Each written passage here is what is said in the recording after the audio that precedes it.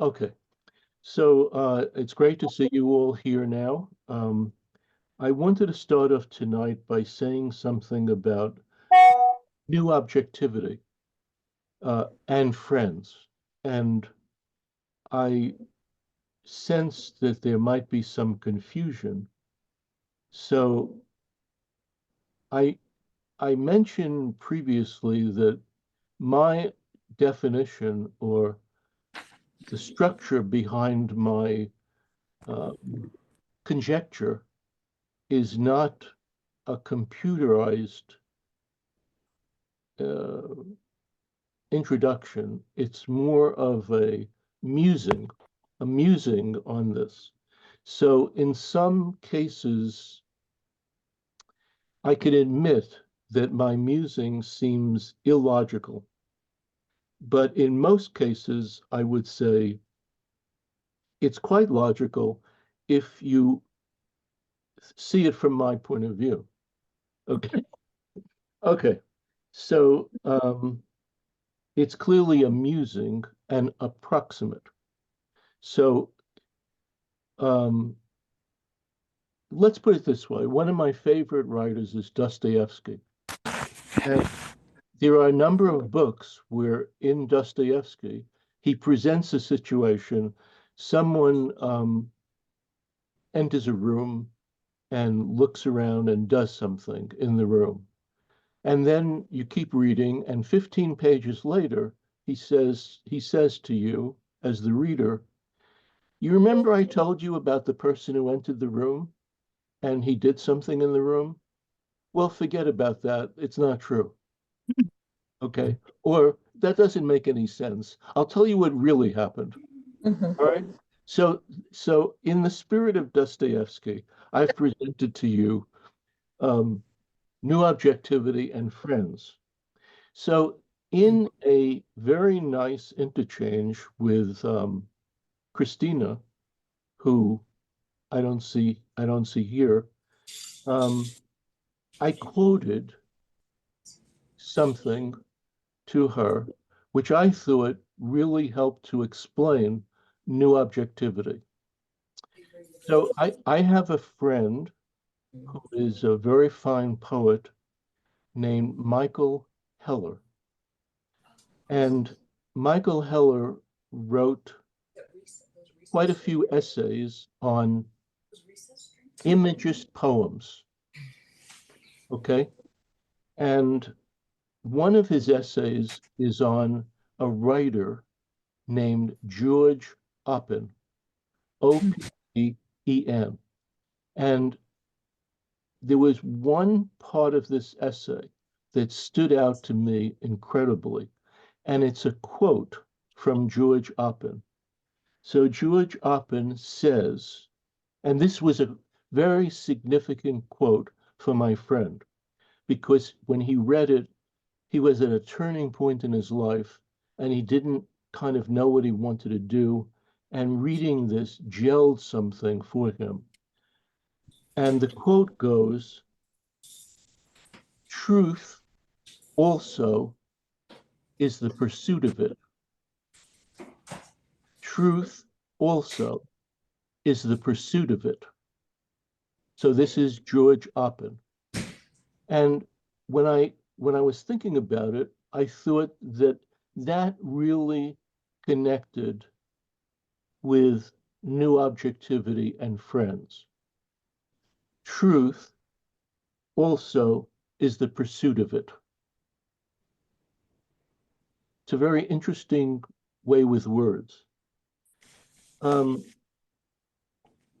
this past week, I was looking at a video on the artist that I mentioned to Carla, and this is a video of Antonio Lopez Garcia in either Barcelona or in Holland, talking to, I think it's Barcelona.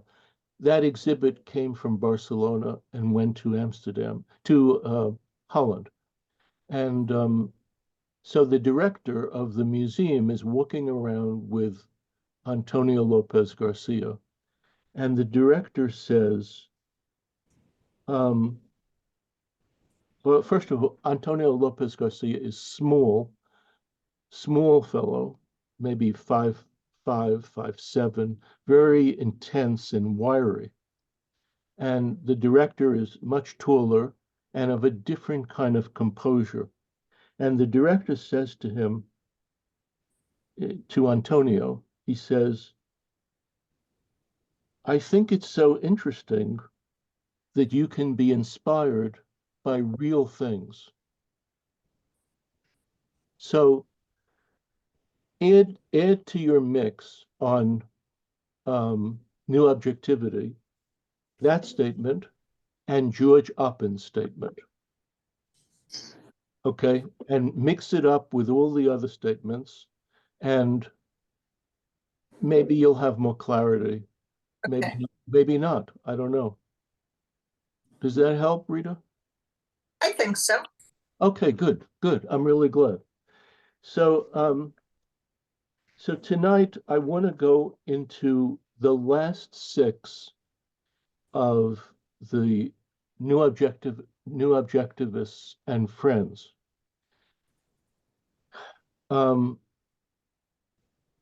When I was putting this together, I did it kind of quickly.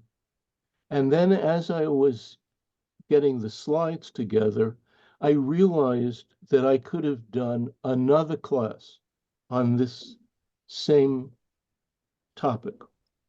But I wasn't sure if I should do that because it felt to me like 3 classes were a lot. And then you had, if I did another class, it would take away from 2 more classes. So I decided not to do it.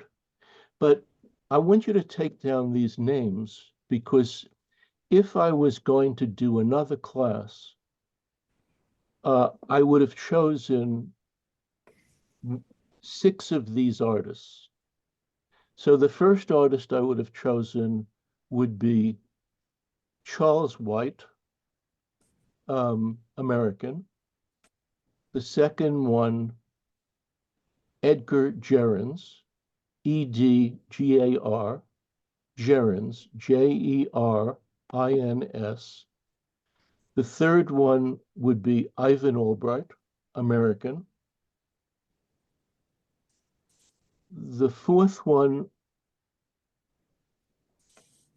German artist, Rudolf Schlichter, Rudolphschlichter.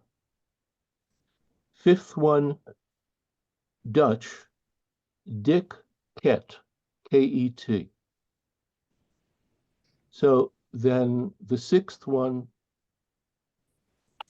Christian Schad, German. Christian, you'll know the spelling of that. Schad, Schad.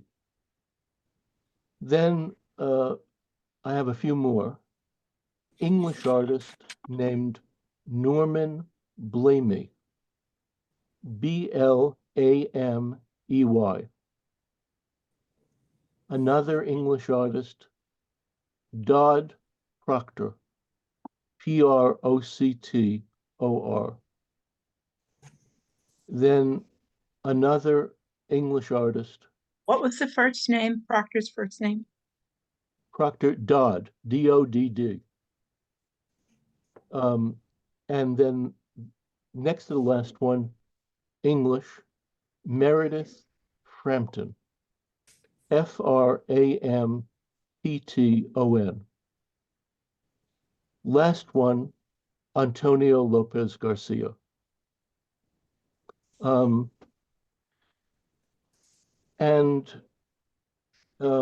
Now I see Christina is here. So I didn't quite answer I owed you an email. Let's put it that way. But I was thinking about, for me, an example to me of the literary equivalent of New Objectivity was a very powerful book I read, a novel, which has become a kind of cult American classic. And I think when it was first published, I think in 1967, very few people read it. But in the years since, it's had a real following. And this novel, which I highly recommend, is called Stoner. Stoner, Stoner. It's by a writer named John Williams. And when I think of a literary version of New Objectivity, that comes to mind to me. Do any of you know that novel? Yes, Have any of you read it? yes. Would you agree with me about it? Well, if I'm starting to understand new objectivity, yes. Okay, so one last thing about this before we go on to my presentation. Uh, I don't want it to be rushed, and also I have a surprise at the end. Okay, so one more thing about this is that sometimes in new objectivity, you have a sense of a map that someone, the artist, is a cartographer. And the map is a grouping of facts, a grouping of facts in a map-like structure. And the simple delineation of the facts provides an outside and an inside world, an exterior and interior world, which is the expression, the life force of the art. I'll try to say more about that tonight, but I think that's what John Williams did in that book. And this is an American everyman. And it's a very important American novel. Did you read this, Jim? Yeah. What do you think I'm right about the connection to new objectivity? I can't hear you. You're muted. Jim? You have to unmute.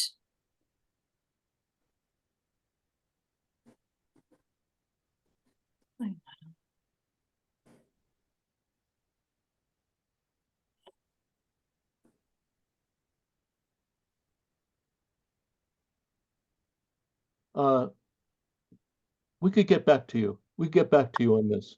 Okay. All right. So I'm gonna Ask you one second. You said it's a mapping of. I didn't get the last. who are you? It's Where- Lisa. Sorry. Oh yeah, yeah. In other words, the artist is creating a map of longitude and latitude and facts. And the artist isn't really saying a significant thing purposefully. It's the accumulation of the details on that map, which are facts or factoids. And by the selection of those details, a world is being presented. Okay. If you pick a novel like The Stranger, I think everybody has read that novel, and I think that fits the description also. So if you think of that book, what you're saying can be applied to that very easily. Terrific, terrific. That I wouldn't have thought of that. When Renee and I were speaking about this, Renee said maybe the trial. I don't know if she's right about that, but in other words, it's a certain dryness of approach. It's Mhm. not romantic. It's not religious. It's not workers of the world unite. It's a dryness of approach, and the power of it is a kaleidoscopic set of facts. Mhm. which are kind of on the dry side. It's Mhm. not charged, but throughout all these facts, you're presented with um, a severe naturalism. Mhm. Mhm. That's kind of, with exceptions, that's kind of the direction we're in. Yeah. So the first artist that I want to speak about is, and then I'll show slides of his work, is Baltus. So it's Balthus, 1908 to 2001. Lives to be 93 years old. He is of Polish birth, but he's mainly a French artist. So in his work, I would say where the everyday becomes something surreal or anxiety producing, his work is imbued with a kind of weird tension.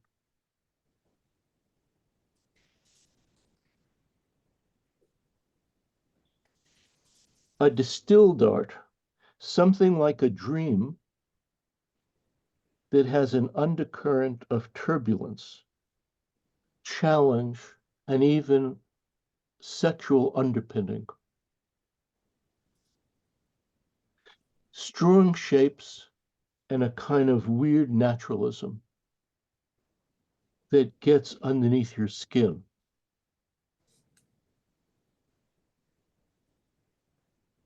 Okay, so here is Baltus. So this is the first image of Baltus. This is a fairly large painting that is usually shown at the Museum of Modern Art, but for the last few years they've um, directed this to the basements and the storage area of the museum. Um, and so this painting is called The Street. And in it, he's imagining a street in Paris with a bunch of things happening that are either believable, unbelievable, a dream, weird, or wonderful, depending on your proclivity, your proclivities, your taste. Um, okay, so the second one of Balthus is this one, which is a kind of redux of the first, The Street. And so this is kind of a cul-de-sac in Paris.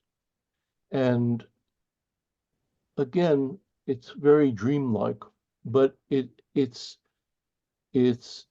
structure is basically the everyday. And he is influenced in this painting and in other paintings by the early Italian artist Piero della Francesca.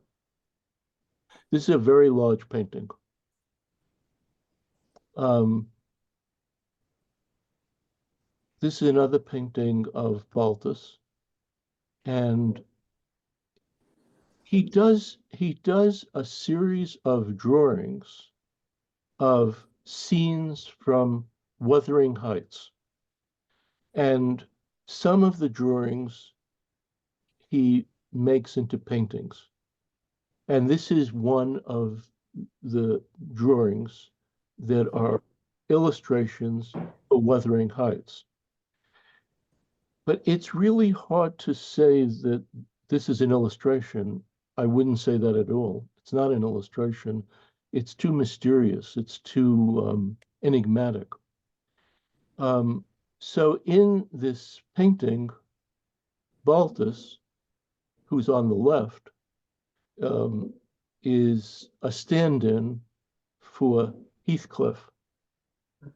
And Balthus's wife on the right is a stand-in for Kathy, the heroine in Wuthering Heights. It's a good-sized painting, a very, very striking painting, somewhat disconcerting and weird.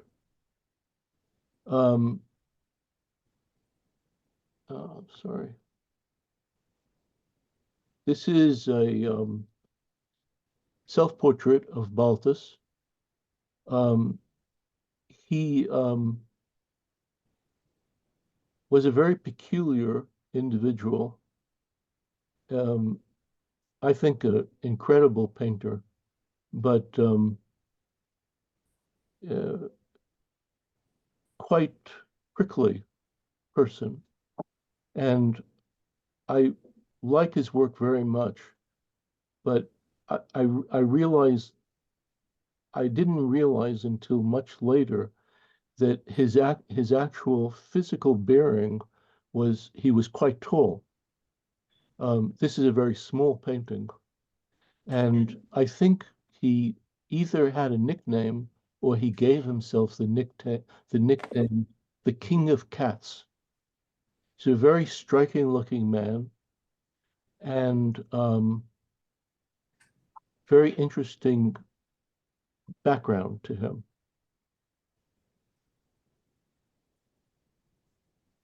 So this is another painting of Balthus, and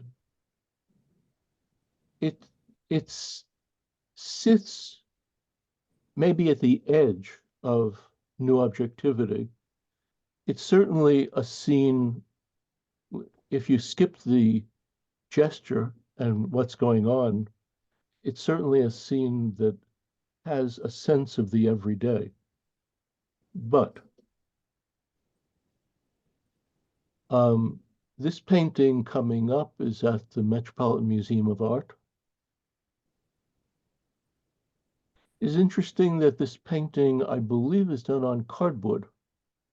And this is a wonderful painting and example of his work. One other thing is that something about his colors and the use of the colors always reminded me of Cézanne. Another painting of Balthus.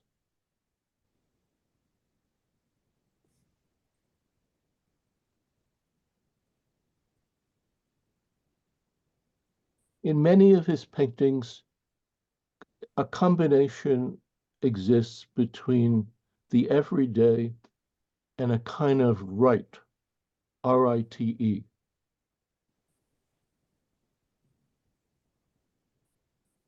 The next painting of Balthus is huge, and it is usually up at the Metropolitan Museum. It's called The Mountain. And it's a very striking painting. And you could, if you go there to see this, I hope it's on exhibit. If you go there to see it, you can really look at this for quite a while and try to understand what's taking place.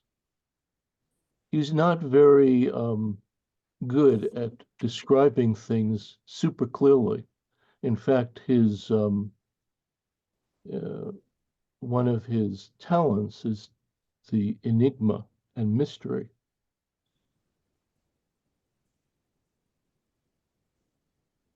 So this painting is generally up at the Metropolitan Museum. It's in the Robert Lehman collection, which is, if you enter the museum, instead of going up the main staircase, if you just kept walking back, you'd get to the Robert Lehman collection.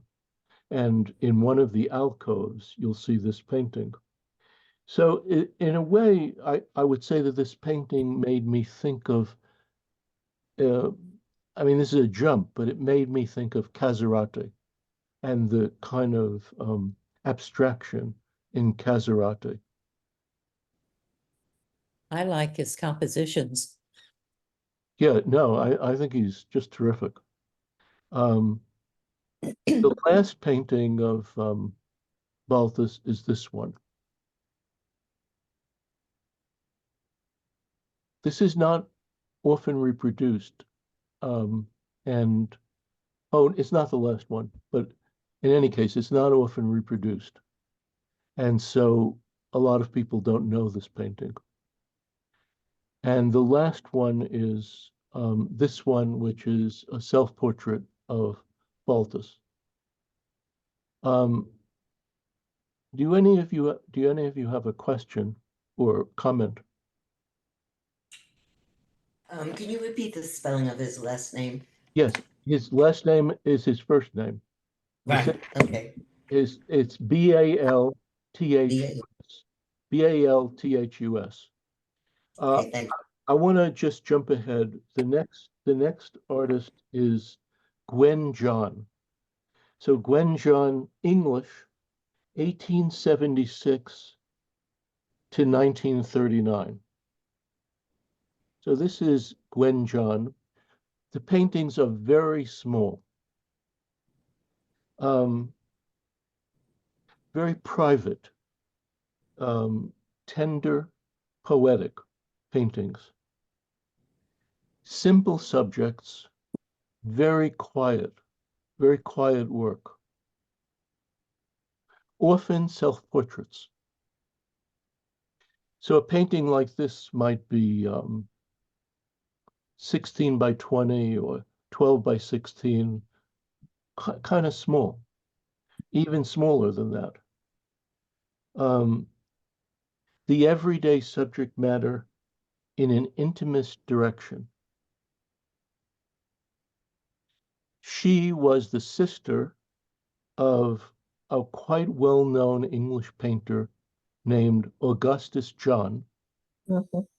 and she was also a model for Rodin and Rodin's lover, one of his lovers.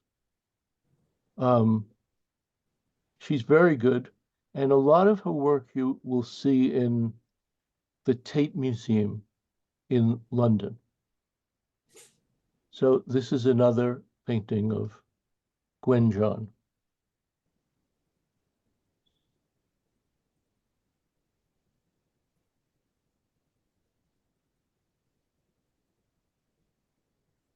And another one.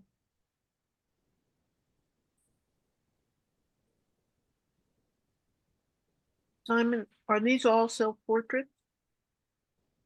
No, I only think the first one is, Okay. which is this one. Right, okay. I'm not sure about this one. It looks it, but Yeah. this one doesn't look it. Right. Then she does a number of small still life compositions, of which this is one. Mm.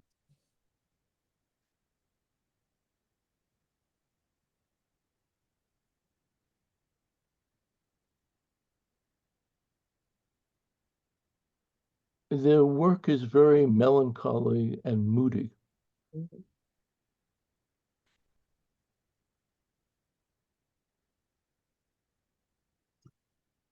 I'm going to guess these are like 12 by 16 inches, really, really small. I don't know.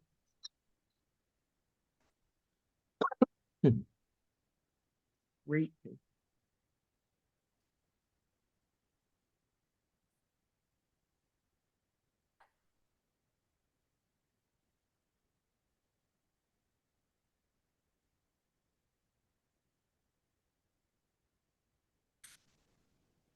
There's a great deal of honesty and pathos in her work, but it seems to me that it's very connected with an everyday kind of reality.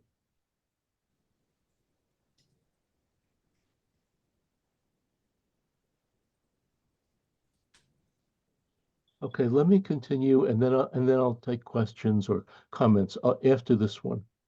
So the next artist is Lucian Freud, And his dates are 1922 to 2011. So his background is German, but lives most of his life in England. If you have heard him speak, there's a definite German accent to his speaking, and it must have something to do with the time that he emigrated. So I believe that if you're 15, 17, 18, you might retain an accent, or if you're a little younger, you might not. I don't know, something in that area. This is a stunning self-portrait, and you could see the influence of Cézanne in this, and this idea of mapping the face. Highly intense and buzzed out work. Incredibly observed. Slow and intense observation. Almost scrutinizing the subjects. And upending reality. So in other words, he's using a kind of naturalism to pierce the surface and to take it to you and attempt to knock you over in some way.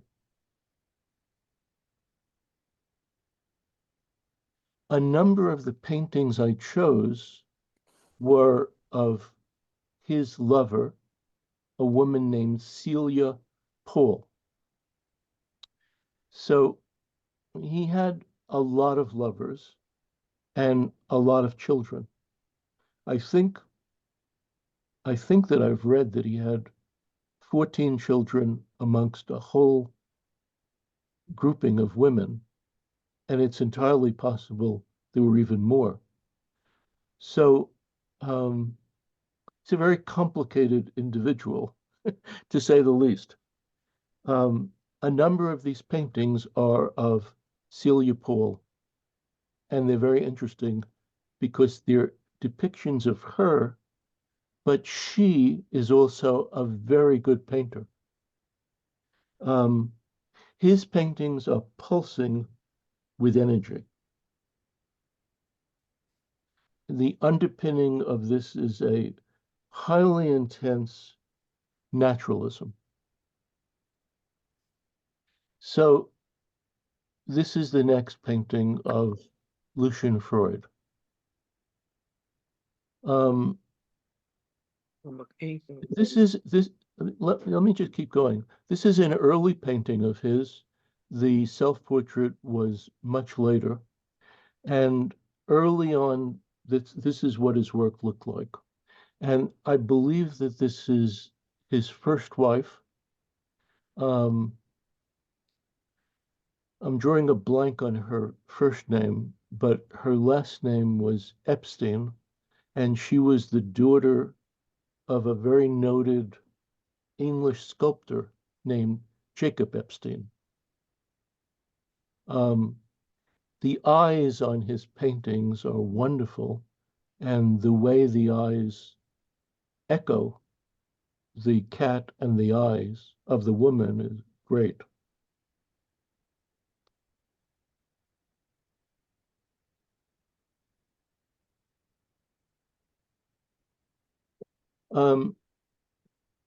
His paintings don't always have very good compositions in them, but I picked out ones that where I responded to the composition. And the composition here is just great. This is, I believe, a friend of his, an artist whose name I forgot, but the juxtaposition of the plant and the man is just terrific. This painting is about, I think, about 5 feet tall. It's intense, really intense, like bruisingly intense. The view out the window has a person hanging out on the next corner. The plant is just terrific. To me, this looks like German new objectivity. The next painting by Freud is this one. I think that this painting is called Two Irishmen. And it's a very strong painting, which I always thought looked like someone and their assistant, or someone and their valet, or someone and someone who worked with that person. If you look at the hands, the relationship of the two people, the weight of their heads, the landscape out the window, is very striking.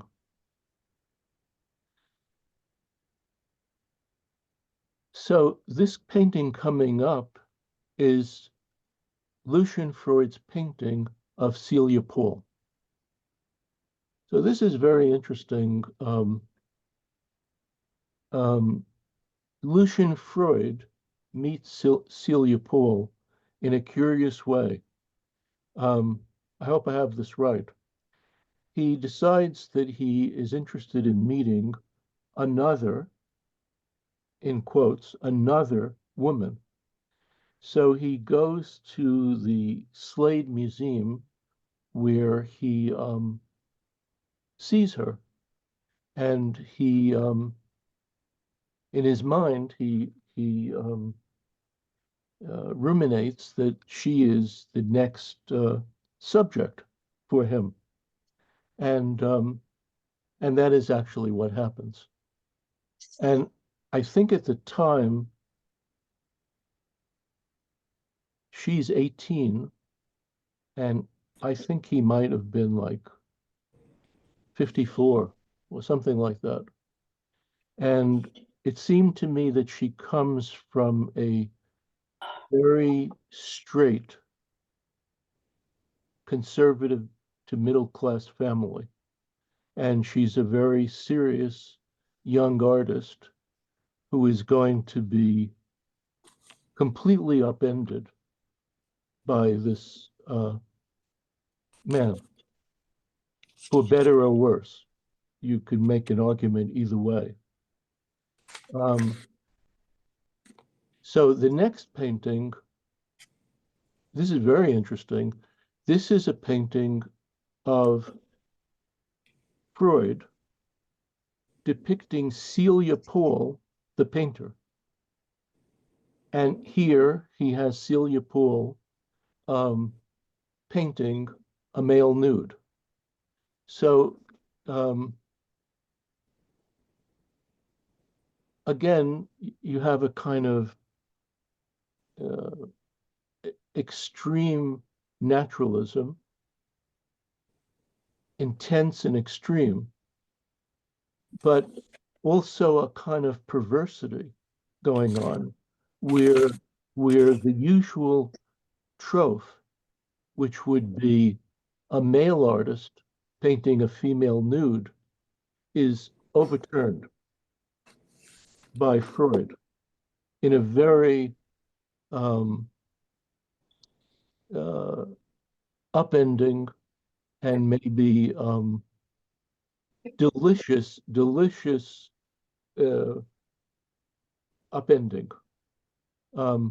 And in the painting, if you look at her feet, one of her feet is on top of a tube of paint. And it's a fascinating idea. And not to belabor this, but the tubes of paint might be symbolic of other things. And her foot on the tube of paint also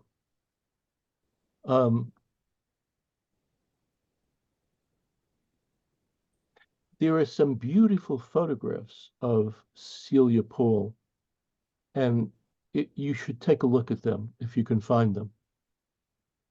Very interesting looking woman. This is another Freud painting. This is the same woman that you saw before. And this is what his early work looked like. You see is an interesting discoloration on her hand. And this is painted much tighter, much more naturalistic than the painting I just showed you. Their eyes are incredibly interesting, like over, big.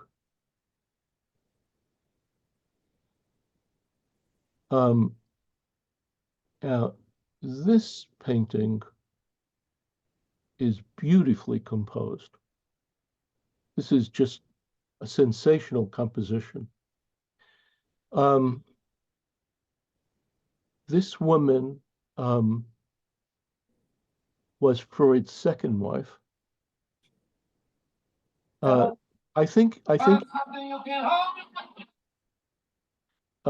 this woman was Freud's second wife, and I think that the origin of this has to do with a hotel room that they stayed in Paris, and possibly maybe towards the end of their relationship, not sure. But he's in shadow, back a bit, and she's up close, lit up. The painting is not large at all, and it really pushes you, carries you. You have to mute the microphone. Okay, please mute the microphone. And this is another painting of the same woman. And this is another portrait, but of someone else. Very small painting. I'm going to guess this is about 10 inches high. This almost looks like one of those German paintings that I showed you earlier, the German side of New Objectivity. Then this is the last painting of Freud. Get some questions or comments. This painting is quite large, and you see on the far left, I believe, is Celia Paul. And throughout this painting are, I think, children and grandchildren of Freud. Questions or thoughts if you feel like it? Anyone? Yes, you You know know, what? Oh, there's just so much difference in these paintings that, I mean, there's like 3 or 4 different Yeah, senses of his work that, Yes.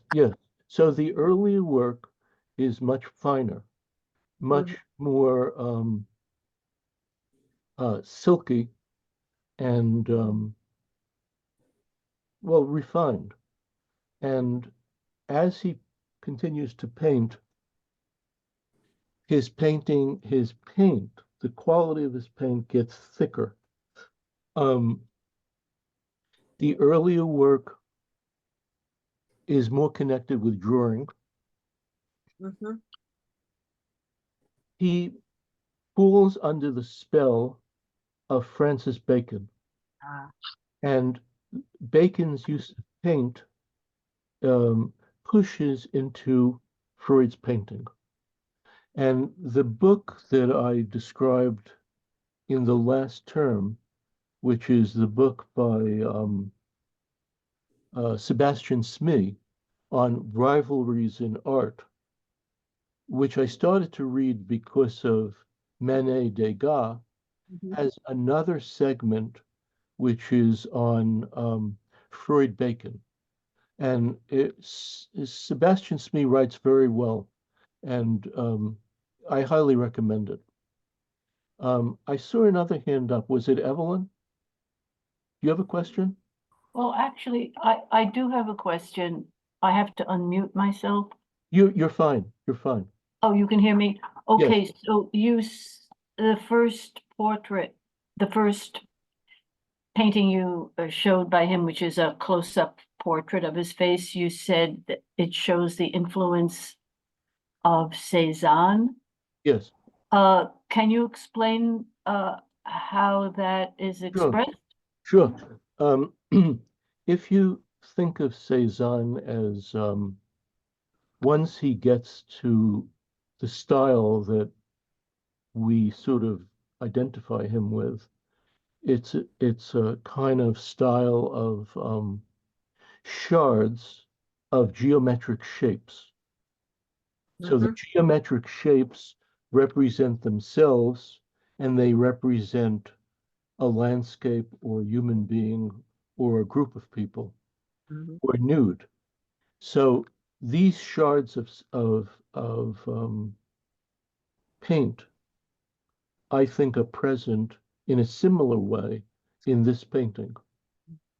So though they're in this painting, they are more opaque and thicker than Cézanne, but it's the same one shape next to another, next to another, next to another, next to another. And it may not be an exact corollary, but there is a connection in my head. I could be mistaken, but that's what I see. Simon, when you That- mentioned wait, shards of, wait a minute, hold on. Does that help you, Evelyn? So yeah, I mean, If, I guess you're referring to the modeling of his face, basically, the yes, landscape of his face. yes, the shapes hang there. They're not smoothed out. Like Yeah. in the other paintings, which Carol brought up, they're smoother, like this one. Okay, they're all smoother, like the one of the blonde-haired woman. In this one, which is later, uh, they they just hang there, and they hang in a way that reminds me of Cézanne. It also makes me think of Frans Hals, Hals, the Dutch painter. Okay, but Evelyn, could you mull this a bit? Okay, and maybe we'll come back to it if you can't follow.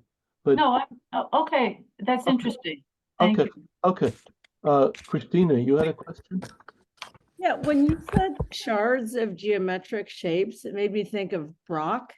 And I was wondering, like, does this prefigure cubism at all, in your opinion? No. This is after. This is after, and this is.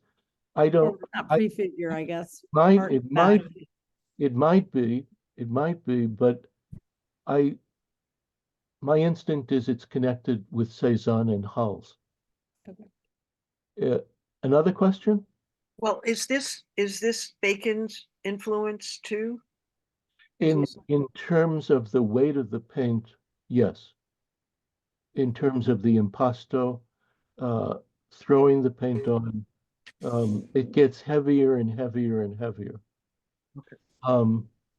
I don't know how to do this where you, oh, here we go. So now I can reach other people here. Kathy, do you have a question? It's not important if you do. If you know, it's not important. No, I was just thinking, I understand what you're talking about with the shards, because in a portrait, the tones or changes from light to dark or color, it's blended. The edges are blended. These are all delineated. So that's what you're talking about, I believe. Yes, but this is as strong a portrait as you can see. Oh, yeah, I mean, definitely. this is very powerful to me. I've seen this painting a few times, and it's a real knockout painting. and the intensity in his expression, kind of echoes or works with the handling, the paint handling. Very good point. Very good point. And it's the intensity of scrutinizing Mm. not just the models that pose for him, not just his family, but himself. Right.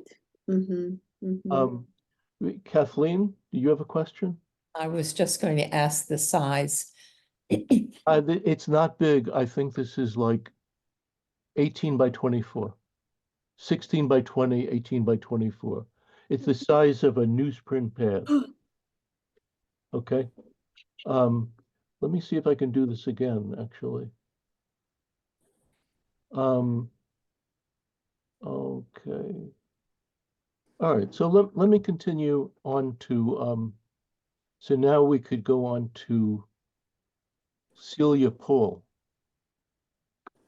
So Celia Paul here, born in 1959, and still alive, lives in London. And I was not tremendously aware of her work, but the more I see of her work, the more impressed I am. I read a book that she wrote. She writes very, very well. And the book is a memoir. And I believe that she followed this book with a second book, which dealt with her relationship with Freud. She has one son through Freud, and I think his name is Frank. And I believe that he uses her last name, Paul, Frank Paul. So this is her self-portrait, Celia Paul. And she was a very promising student at the Slate School of Art, and fell under his spell, Freud's spell, and continued with her art. But this is a very powerful individual, both artistically and having a personal charisma. But she is very, very, very interesting woman. Here's another painting of Celia Paul. Oh, go.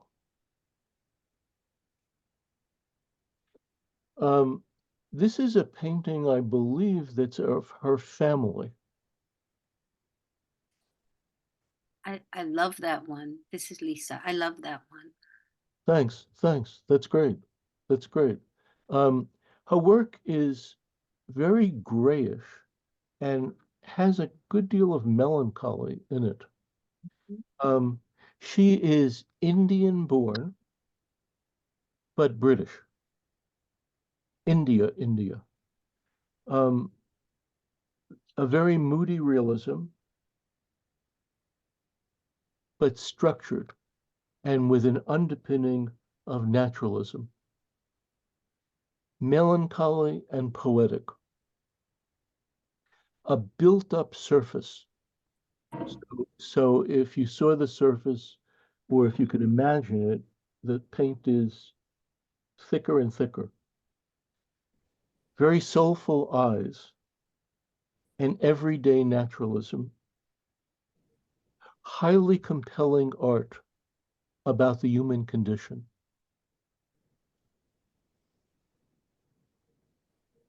This is another painting, Celia Paul. Oh. Mm.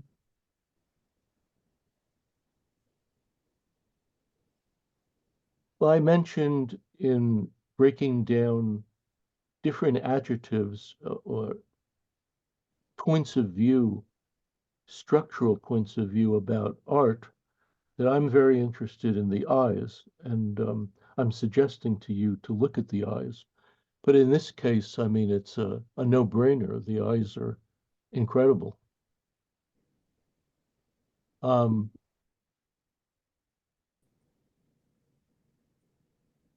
This is another painting of Celia Poole with Celia Poole. So you can see the scale of this painting to her. She's a very, I think, a very interesting looking woman. And she paints in this kind of smock, which is interesting. I just saw the exhibit that I've recommended for you to see of Klimt. And there are numerous photographs of him walking around in a smock like this. But of course, for Klimt, the smock is very stylish. And I don't know if he would walk around in something like this, but it almost looks like she's a painting. Is this a photograph? Yes, yes, Yeah. yeah. The painting is on an easel, and she's to the left. Mm-hmm. Her smock almost looks like some kind of burial gown, Yes, yes. This is a shroud in a way. this is Eileen. Yeah, Yeah. yeah. I agree with you. I agree with you. Yeah. And I wanted to say that I have the book, her memoir, That's a self-portrait, beautiful book. And and it has some really, really good reproductions of her work in it. yeah, And it's really worth reading. It's beautiful. But there's another book that follows, which I'd like to read, which deals with her relationship with Lucian Freud. well, she goes into it in this book, but I also wanted to mention the portrait two before this one of the close-up of the face. You could see the influence of Lucian Freud with the bit of shard work, I would say, not quite blending in all the tones and values. Yes, yes, yes, definitely. Let's just get back to this. Okay.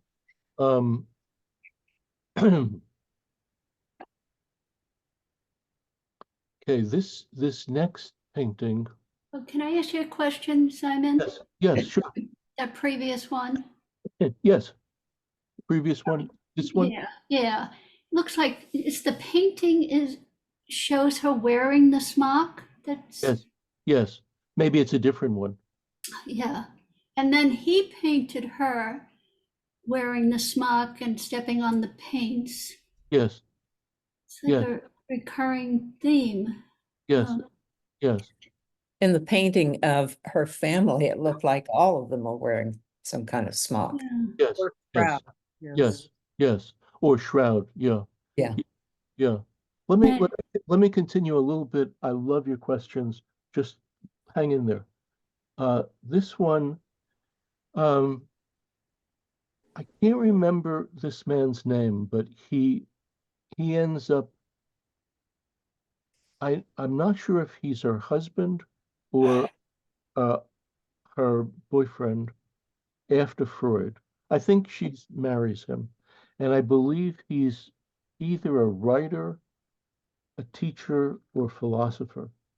And it's a very moody, beautiful painting. And again, beautiful, expressive eyes.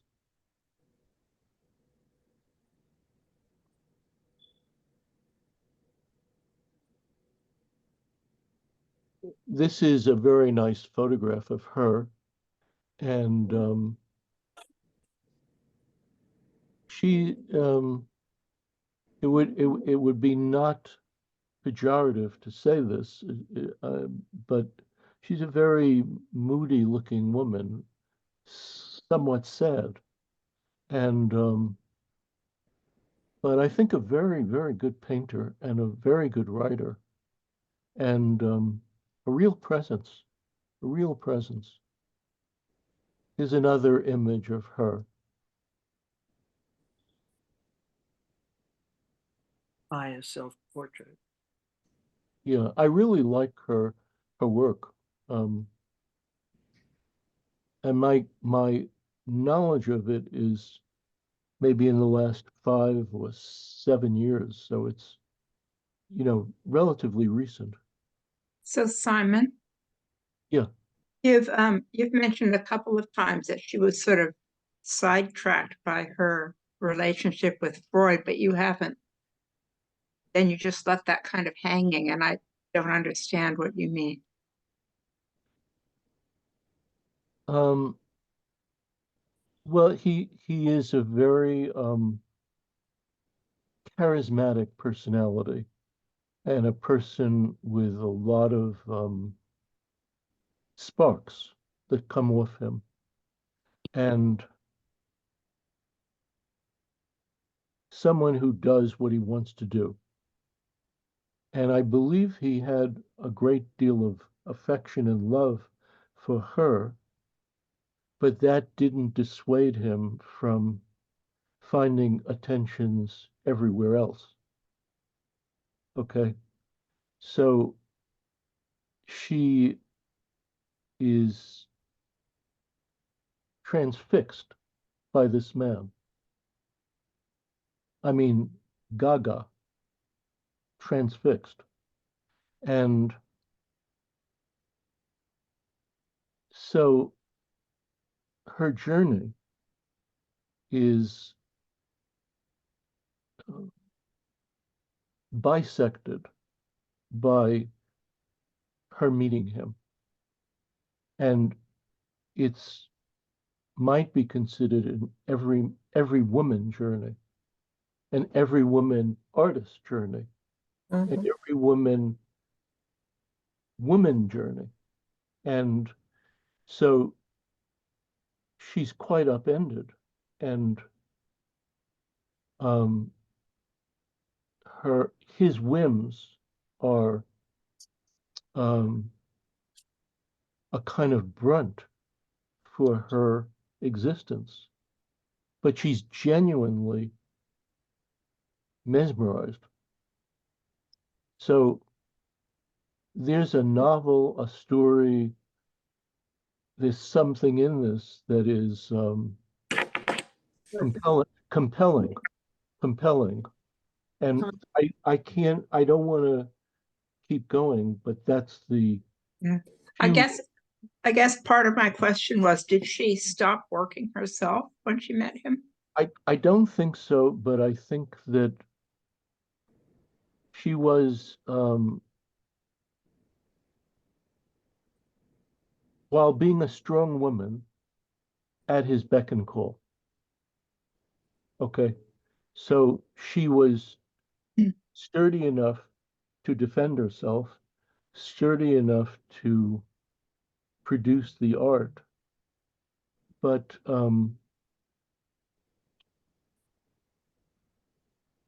quite undercut. And I have a feeling that more of this is in the second book that she wrote. I happen to like Freud's work a lot, but it might be a case where I wouldn't want to meet him. Or I might like to meet him, but I might be put off by meeting him. Yeah. But I still might like to meet him. Okay. And there is a very important difference between art and life.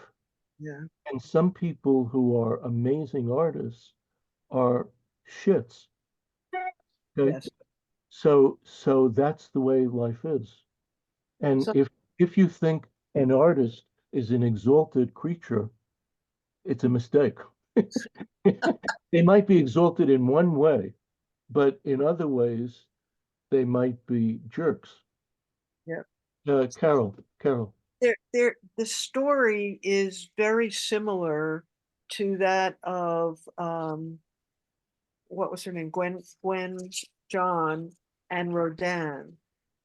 Who Yes. I read about that she was completely mesmerized by him and with him for many years, and then he was done with her, and it changed her painting a whole lot. But it was that same kind of intense connection. But also, I thought you were going to mention someone else, and Picasso. Rodin, the sculptor. Camille Claudel. Claudel, but also, I mean, Picasso and Alfred Stieglitz and Georgia O'Keeffe. I think it's a very common thing, Yes, male superstar artists. yes. Well, Yeah. you know, it's interesting. I was looking at the book titles when you were talking, and I don't know whether this is the book about her relationship with Freud, but one of her books seems to be titled Letters to Gwen John. Yes, Oh, yes, that's the yes. book. That's the book, Victoria. Yeah. Thank you for saying that. That's the book. And I think that Gwen John, I hope I'm right about this. I think Gwen John wrote a letter to a young artist. And the title of Celia Poole's book is a play on that title.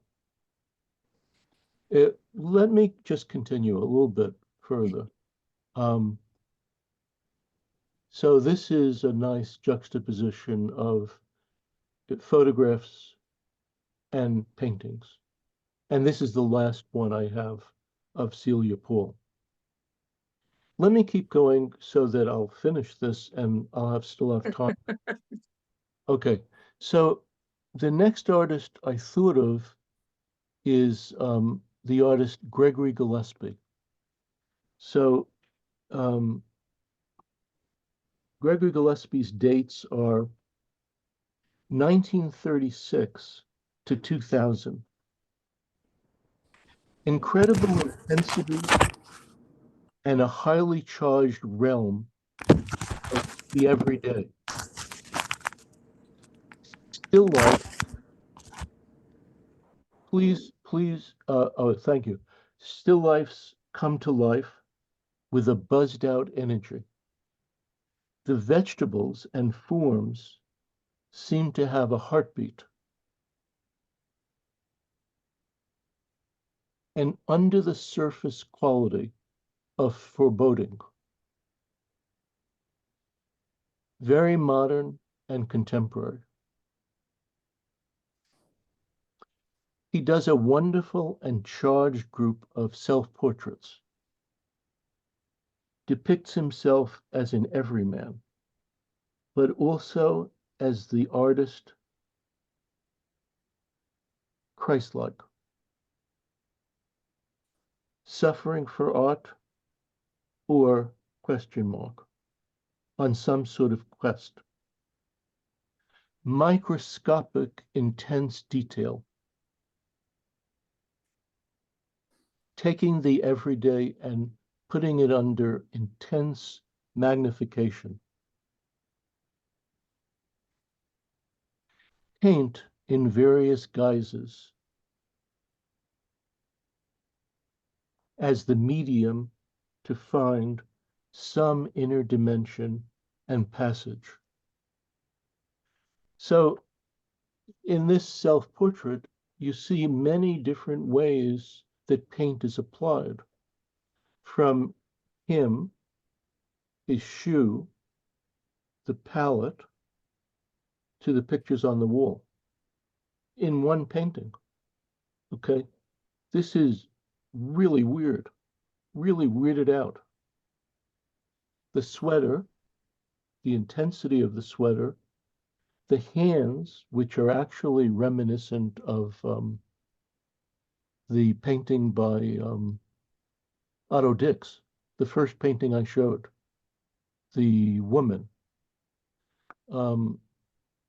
Okay, so here's a second one, Gregory Gillespie. The still life added to the environment, the interior, the palette again. He's painting his self-portrait, and the whole area where the self-portrait is unbelievably weird. And then the section to the right of that. So you have multiple paint communications.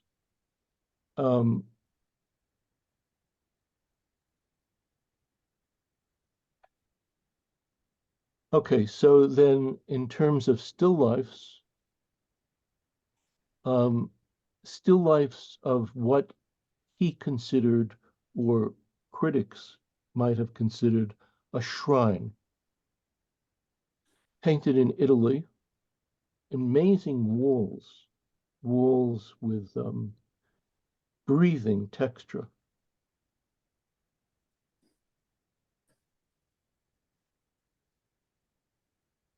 Another one, these vegetables almost look like they're breathing, like they're pumping air in and out. And this strange palette below the table, and the tiles on the floor. Incredible realism, intense, pulsing.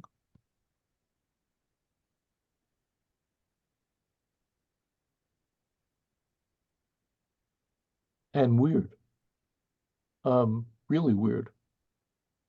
2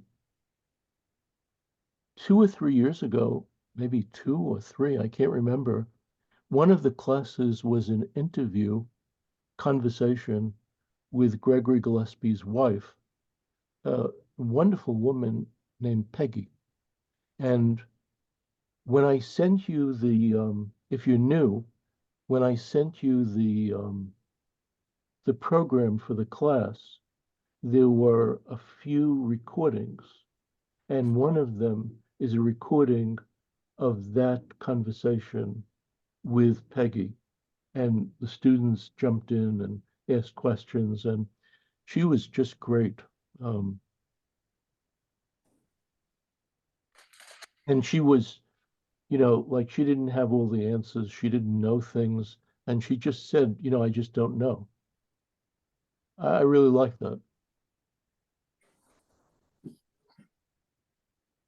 These shrine paintings are amazing and full of a crazy life.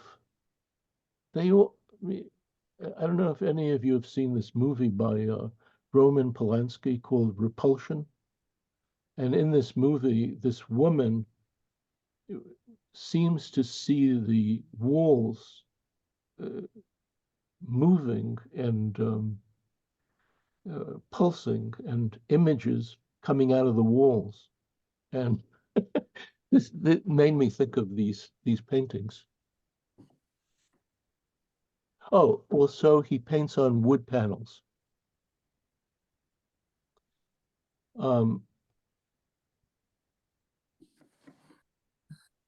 This painting is larger. I'm not sure if I can remember how large, but I would say maybe 6 feet wide.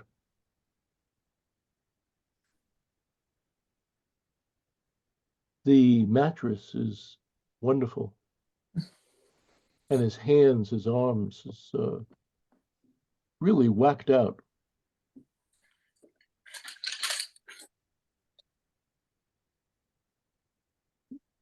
This another self-portrait.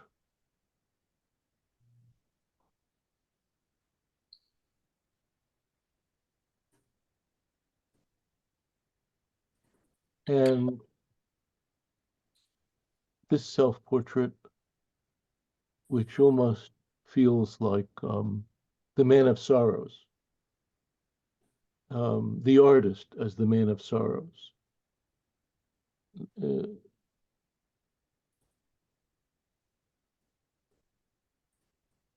The artist absorbing arrows, the artist absorbing pain.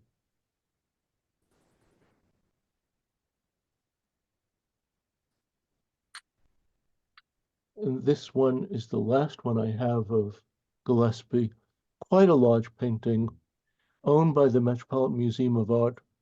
For some reason, unbeknownst to me, or the logic is they never show this painting. This might be 7 by 8 feet, 8 feet high, 7 feet wide. The artist's wife is here, and then the various still lifes all around, and then this kind of cutout of the artist below.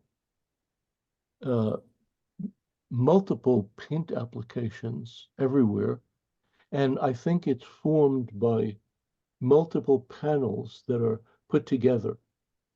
In other words, maybe on joints like this panel has been affixed to this side.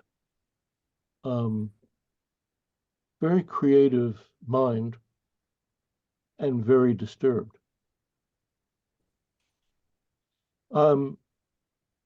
Question. Oh, let me keep going because I want to make sure I have enough time at the end. Okay, so I'm going to keep going. So now when I was putting this whole thing together, before I realized that I left out 6 or 8 artists, I thought it would be funny to have my work at the end of this. I don't usually like to show my work in this context, but it seemed to me to relate, and it also said something about my interest in this theme.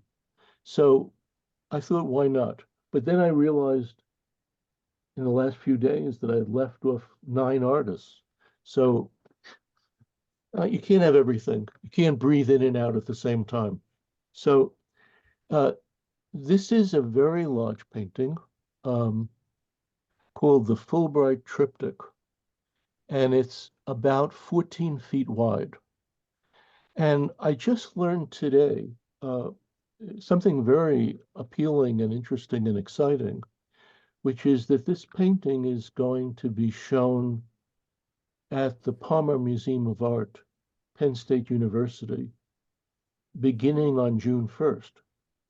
And what I didn't know until today was that it's going to be on display at that museum through the end of December. So this is, I just feel so good about this.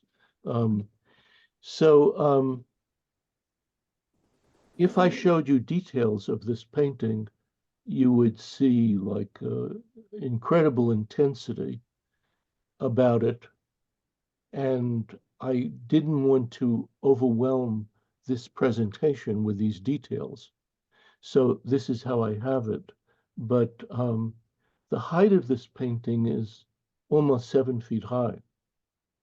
So all of the instruments that are on the table, which are instruments of printmaking, can be literally picked up and you can walk away with them. And same with the pictures. Okay, so then I put in this painting.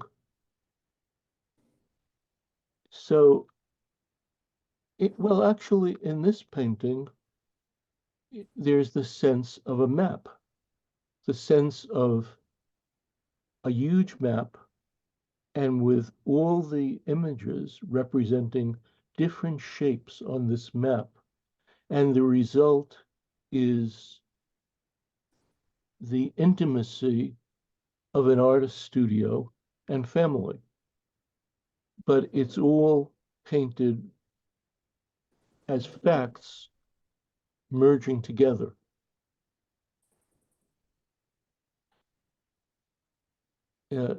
I think the same thing is true in this one.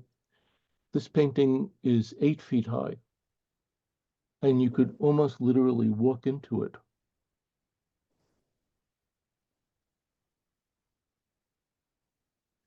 So these paintings and drawings are very austere, like this one.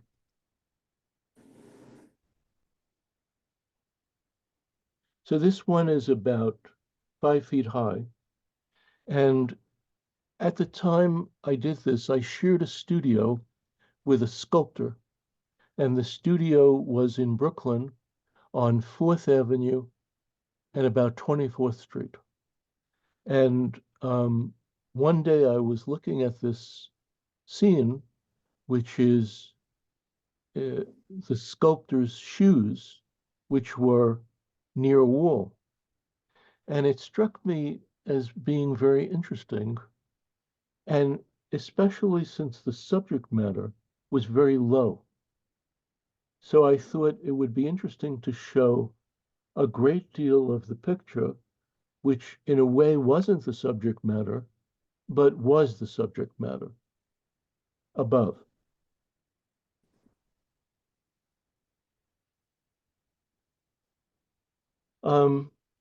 This is a drawing, quite large, of an uncle of Renee.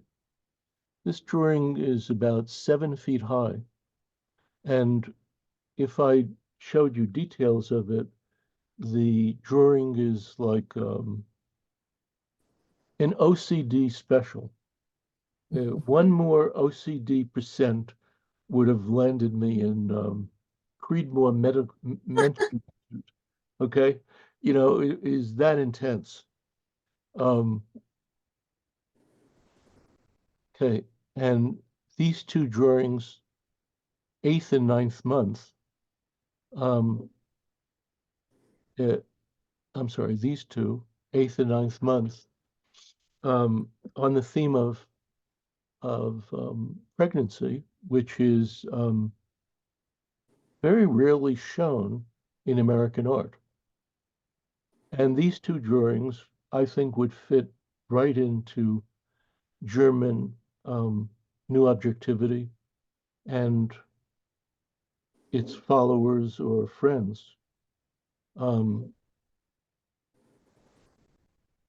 Continuing this theme, oh, so this is Renee and Simona, 8th month, Renee and Simona, 9th month, and this one is Simona, 9th month, Simona and Adrian, my grandson, 9th month. And I thought it would be interesting at someday, at some point, it would be interesting to show these together.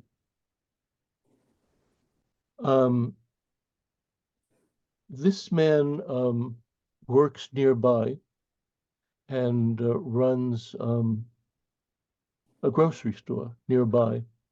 I really took a liking to him. And if you remember the Freud painting with the man and the plant, it's a very similar theme. And I think pretty intense, pretty worked up.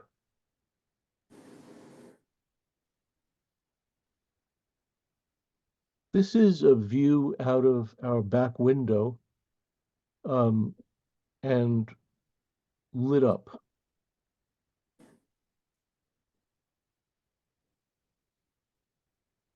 The lights in the drawing are the white of the paper.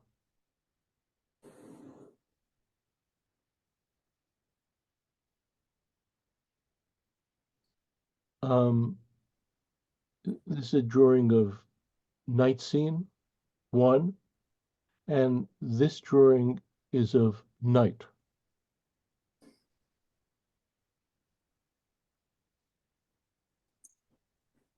This is pretty weird, really weird.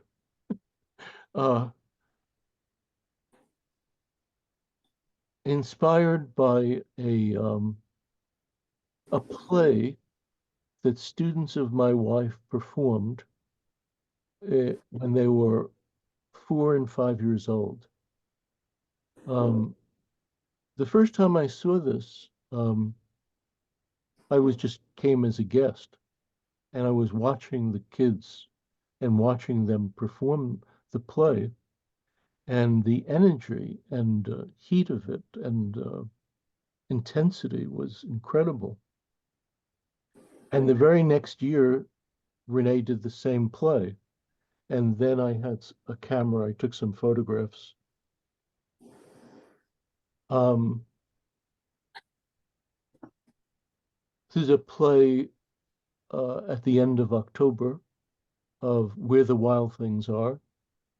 And the imagery connects with things that I found interesting or fearful as a child.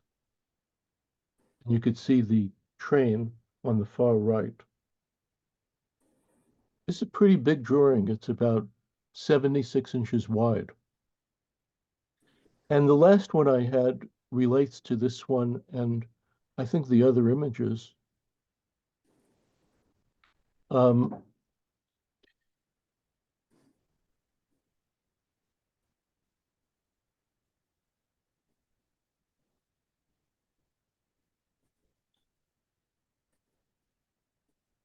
So this is the last image of this 18 artist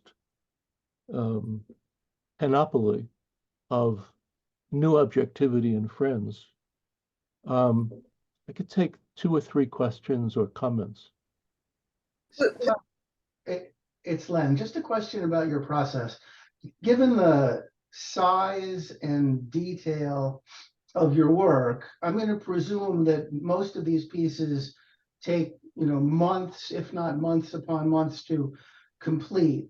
Can you just talk a little bit about when you set out to do something? I mean, like the Fulbright triptych is maybe like the ultimate example. I don't know how long that took you, but as you're getting into something, understanding and thinking about how long it's going to take you to complete the work, how do you sort of process that? Well, I was actually writing to someone about something similar to that today. I think that the size of the painting or the size of the drawing should be the right size. So in other words, the triptych is the right size for that subject. It shouldn't be smaller. It would be wrong if it was smaller. It's a big idea in a big painting. It's the right size for it. This seems to me to be the right size for this painting, for this drawing. And this is about, I think about 65 inches wide.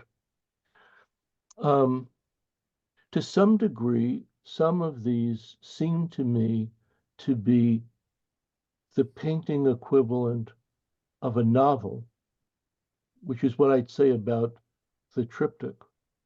It's the closest thing I get to writing a novel.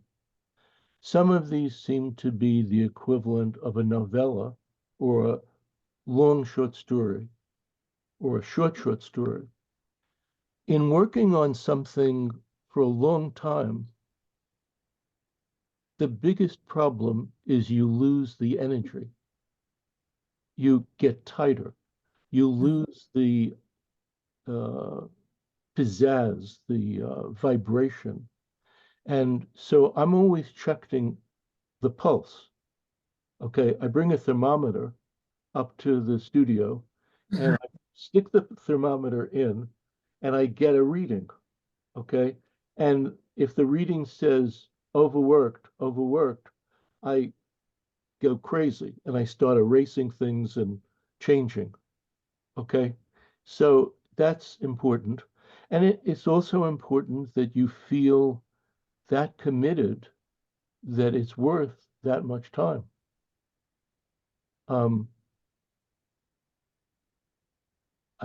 I think there's a longer answer to your question, but I'm going to leave it for now. That's good. That's meaty. Thanks. One more question or comment. Well, I have a follow-up to that question. Yeah. So if you find your energy sort of flagging, how do you get it back if you want to complete something? A lot of times it's overworked because you've put too much into it, and it has to be more luminous. It has to be more undercooked as opposed to overcooked. So by taking things out or sanding it down a little bit or erasing it somewhat, you open it up more. Okay, and it gives you more blur to work into. It's with oil paint, it's very easy to overwork things. And even with drawing, it's very easy. So one of the things that I've always said to painting and drawing students is you need a bell. And that bell has to go off when you've overworked something. And you have to trust that that bell is your friend, but it's really giving you a kick and saying, beware, you're heading into the wrong direction. Is that okay? Yeah, I think I was more interested in in the process of sort of taking stuff away, then you find yourself then getting re-energized. Yes, yes, yes, yeah, Simon, yeah. Rita has a question. So, creative writers or even journalists, but writers of books have book editors who monitor the books and simplify books and correct the books. And even the greatest of writers have had editors. Well So, said. so for you, not for all artists, but who does an artist look to critique or edit his work while he's doing it? Well, before I answer that, and I want you to hang in there a little bit after, for a reason, but before I answer that, would you say that a writer has the same instinct that I have? Yes, I would. Yeah, but he doesn't need an editor, doesn't need all that extra thing, but it's very helpful. But before they need that, they have their own instinct that I've gone too far with this. It's going off the theme, or it's too detailed, or it's losing the energy. Some writers do not have that self-editing mechanism. You don't think so? No, I think they do, but I think it's the weakness of all great artists in every field, that sometimes you get so involved or underwater, so to speak, that you can't really see it for what it is, and sometimes you need an objective eye to bring it back to the surface. Okay, so the person in the other room here, I bring her upstairs and I say, what do you think? Okay, that's my first line of defense. Now, my second line of defense is asking someone I know and like to come over and say something. Mm-hmm. And then there's some difficulties, because sometimes you ask someone to look at something and they're not thinking of what you are thinking of. They're thinking of what they're thinking of. Mm-hmm. Mm-hmm. That is the mistake. They have to think of what you, in your best self, would want. And you have to be able to edit what they're saying for your advancement. Mm-hmm. Because sometimes what they say can be crushing, or can be very hurtful or damaging. So you've got to have very thick skin and very thin skin at the same time. And then there's luck, just luck. But in any case, so if you have a question, you should mail your question to me. I want to get to Carla, so let's see if I could find her. Oh, here we go. So, Carla, are you here? I am here. Okay. Okay, where are you now? Oh, boy. It's down on the right. Down on the right. Okay, let me do something else. Let me do something else. I'm going to do stop share. Oh, no, I can't do it like this. Carla, let me find you.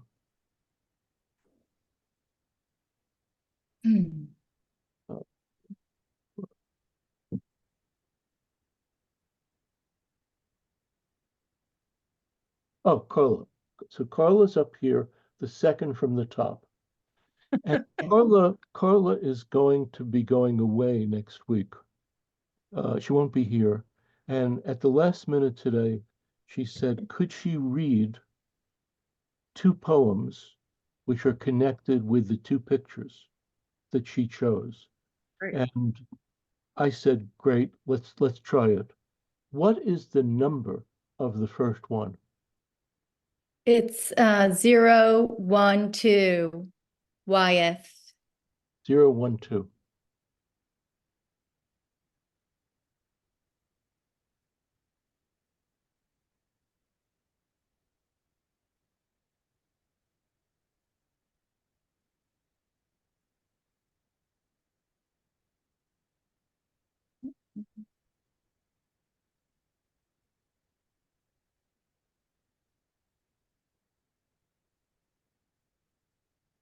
012. I think. Listen. Which artist? YF. Why? Hold on. Why? Seems to be the wrong set, Simon. What? This seems to be the wrong set of images. Okay, It's image 12, but it's not this group. It's yes, in Wyatt. it's not this group. I can't do anything about it. Says What- it's Wyatt. What is the picture of? Can you describe? I titled it Portrait of a Woman with a Kitten By with a- Wyatt. by Wyatt. You sure it's by Wyeth? Yes, I'm positive. Okay, so do you have a picture in front of you? Well, on my desktop, but No, that's not good. I can give you a picture. Yeah, I mean, No, I don't know. Wouldn't know how to put it on here. right. Why don't you just take a shot at it? Okay. Well, it's the picture of the older woman. She's leaning over. She's in a white linen Oh, dress. yes, it's a Yes. rectangle, and it's very closely cropped, and she's Yes. holding a kitten. And Yes. it's very real, Right. and in a dim sort of light. Yes. Okay, I got it. I hope the rest of you can go with it. You should read. Okay. And then I also have the other one. Yes, just let's do that one Do first. this first. Okay. Yeah. So it's Portrait of a Woman with Kitten. We Actually, can tell. wait a minute. Let me do something here. Oh,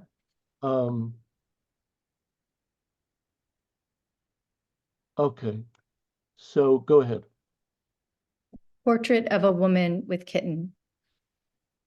We can tell by her body's slump, nose to chest, eyes unavailable, fixed as such. She's been lonely in life. Sexual self buried decades in the blue-gray shadows on the planes of her face and décolletage. The ghost of her fantasy taunts through obscured paint behind her tremendous profile, bust, dreams uninspired, dreams unarticulated, her walls dark, hazy, tattered, stricken by a wayward moonlight. We find her. A poignant love for the kitten asleep on her gentle bosom.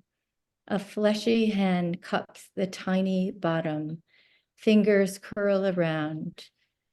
We are privy only to see the backside of the kitten's ears, which are two perky triangles tinged in white. Its eyes are open or just closing in purple satisfaction. Beat, beat goes the heart of the woman, sublimated. Who doesn't love her? She's the kitten's true mother. Super, really. Thank you. Thank you. The second one? The second is Casarati, Yes, now wait. 42. And let me see if I could do this. okay. Hold on. Okay. Azrati.